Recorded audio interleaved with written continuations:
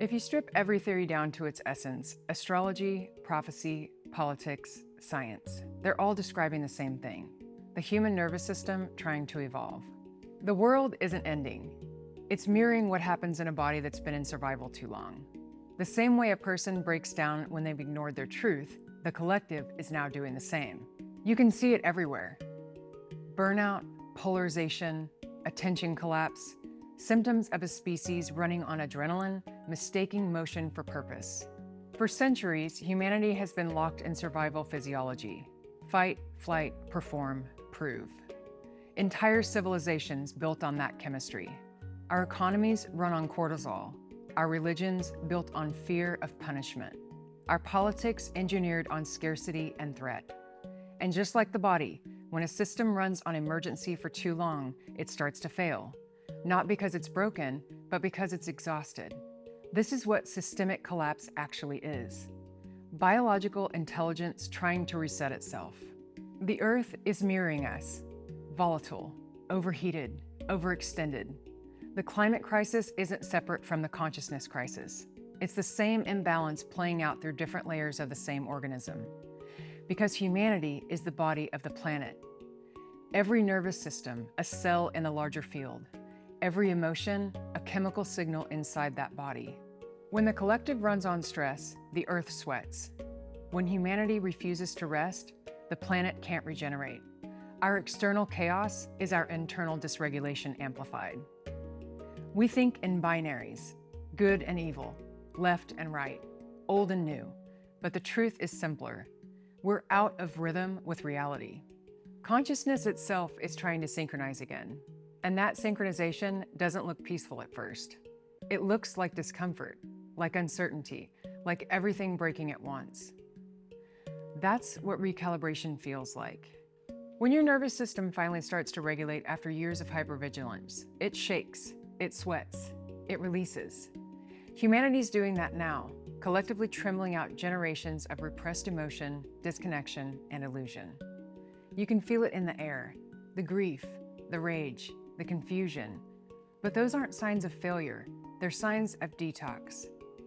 Every field is trying to name it.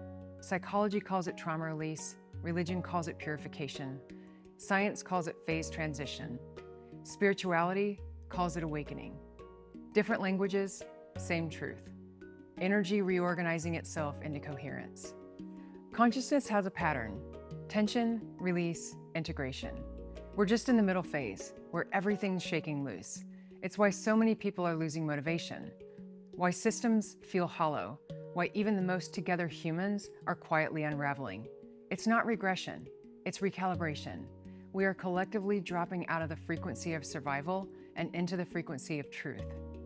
And it's disorienting, because everything built on the old frequency can't come with us. Relationships, careers, belief systems, identities, they start falling away, not because we're failing, but because we're evolving. The question isn't what's happening to the world, it's what is the world showing us about ourselves? Because the external collapse and the internal healing are the same process, seen from two different vantage points. The macro mirrors the micro.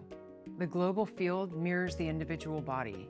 When you heal your nervous system, you change your frequency.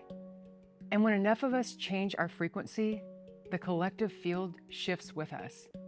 It's not philosophy, it's physics.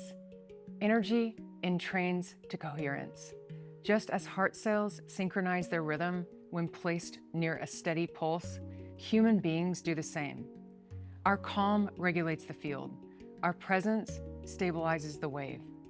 We are not passive witnesses to this transition. We are the regulating force inside it.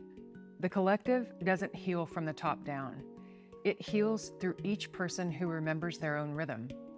Each person who chooses to breathe instead of brace. Each person who stops reacting long enough to listen. That's the thread connecting every theory, every prophecy, every chart.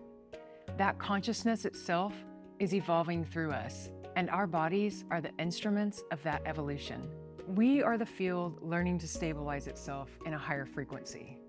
And like any healing process, it looks chaotic before it looks clear.